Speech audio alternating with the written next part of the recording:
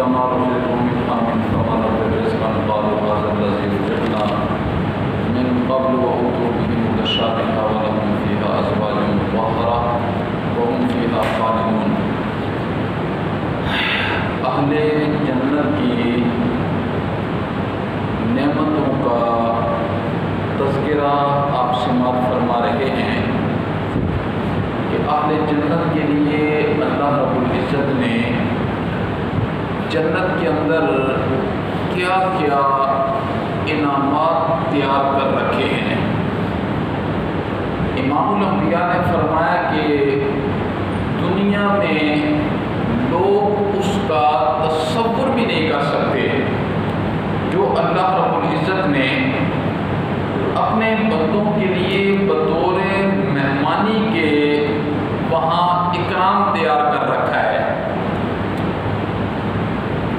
ایک مرتبہ سورج گرہن ہو گیا اور امام الانبیاء نے سورج گرہن کی نماز کا حکم دیا، نماز کسوف حکم دیا اور بڑی لمبی نماز پڑھائی. نماز پڑھانے کے بعد امام الانبیاء نے فرمایا کہ یاد رکھنا اس سورج گرہن اور چاند گرہن کو انسانوں کے زندہ رہنے اور جانے سے کوئی غرض نہیں ہے، لیکن اتنی بات یاد رکھنا کہ جب سورج گرہن اور چاند گرہن ہو جایا کرے تو آپ اللہ کے سامنے استغفار کیا کریں، توبہ کیا کریں، ذکر و اذکار کیا کریں. پھر ایک صحابی نے سوال کیا، اللہ کے پیغمبر آج ہم نے بڑا عجیب سا حال دیکھا ہے، آپ امامت کروا رہے تھے، امامت کے دوران آپ نے اپنے مصلی سے چند قدم اپنے ہٹائے اور آگے گئے اور ہاتھ بڑھایا. عجیب سی صورتحال دیکھی. امام الانبیاء نے فرمایا کہ جب میں وہ قرآن کی آیتیں پڑھ رہا تھا تو اللہ نے سارے پردے کھول کر جنت کو میرے سامنے کر دیا اور پھر جنت کے پھل جو ہے نا بالکل اللہ نے میرے سامنے کیے. ایک خوشہ تھا، خوشہ، میں اسے پکڑنے لگا تو وہ خوشہ پیچھے ہٹ گیا.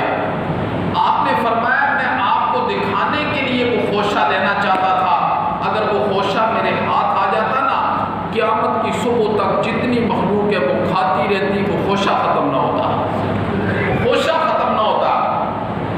پھر ایک اور حدیث کے اندر آتا ہے کہ امام الانبیاء مسجد نبوی کے اندر فجر کی نماز پڑھا رہے تھے. بالکل جب جنت کی آیات شروع کی تو اللہ رب العزت نے وہاں بھی پردے کھول دیے اور جنت کا سارا پھل وہ آپ کے سامنے. وہاں بھی آپ مصلی سے 2 قدم آگے ہو کے ایسے کرنے لگے. صحابہ نے پوچھا اللہ کے پیغمبر بڑا عجیب حال دیکھا. فرمایا کیا دیکھا؟ فرمایا اللہ کے پیغمبر یہ دیکھا.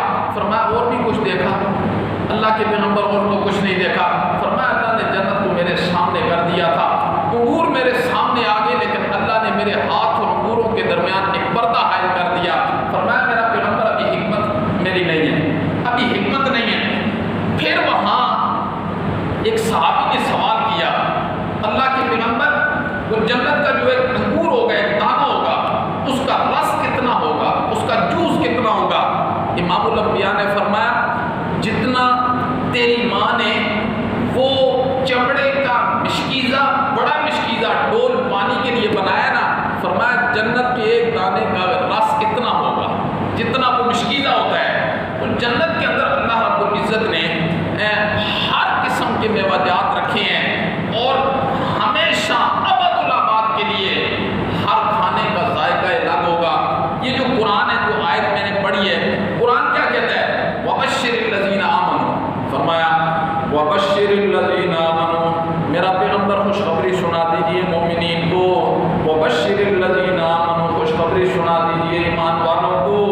وَعَمِلُوا الصَّالِحَاتِ، صرف ایمان نہیں، ساتھ اعمال صالحہ کرنے والوں کو اعمال صالحہ بھی کرنے ہیں.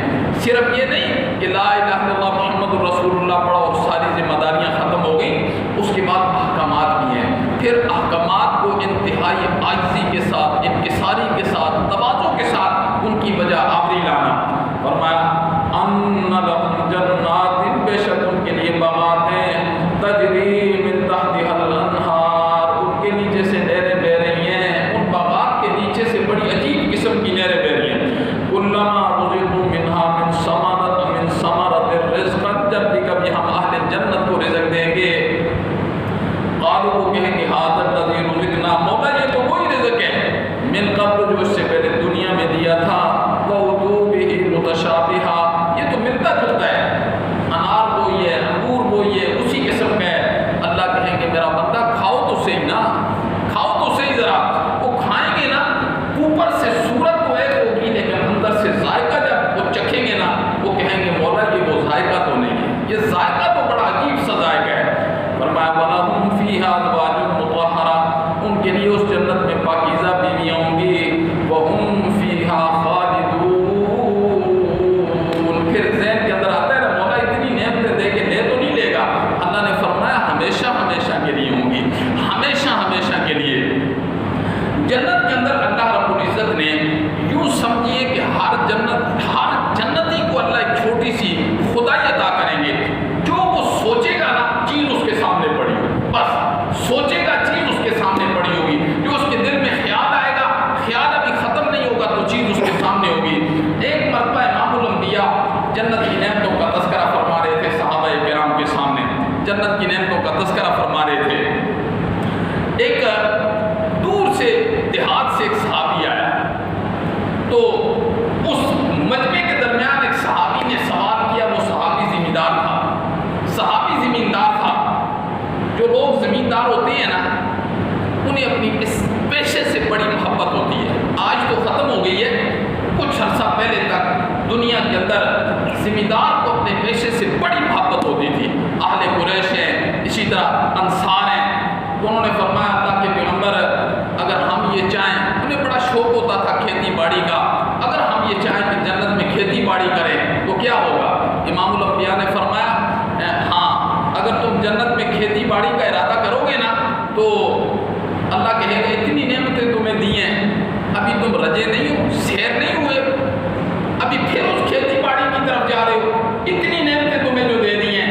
وہ کہے گا مولا میرا تو دل کرتا ہے، اللہ کہتے ہیں چلو، اس سامنے کھلی زمین ہوگی، وہ دانہ بوئے گا، آنکھ جھپکنے سے پہلے وہ پودا بھی نکلے گا، اس کے ساتھ پھل بھی لگ جائے گا، وہ پک بھی جائے گا، اور آپ نے فرمایا پہاڑوں کے برابر وہ غلے کا ڈھیر بن جائے گا، وہاں اس کی یہ خواہش بھی پوری کر دی جائے گی۔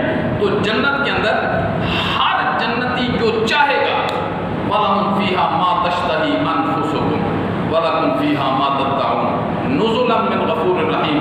قرآن کیا کہتا ہے؟ جو تم مانگو گے، جس چیز کی خواہش کرو گے، ہم بطور مہمانی کے وہ تمہارے سامنے حاضر کر دیں گے، لیکن اس سے پہلے دنیا میں بن دیکھے اللہ کی ذات پر ایمان لے کر آنا، اپنے آپ کو شرک سے بچانا، بدعات سے بچانا، رسومات سے بچانا، احکامات کی پابندی کرنا، اخلاق رذیلہ سے اپنے سینے کو پاک رکھنا، جی اچھے اخلاق کا مالک ہونا، عاجزی اختیار کرنا، تکبر سے اپنے آپ کو دور کرنا، یہ بڑی محنت طلب کام ہے۔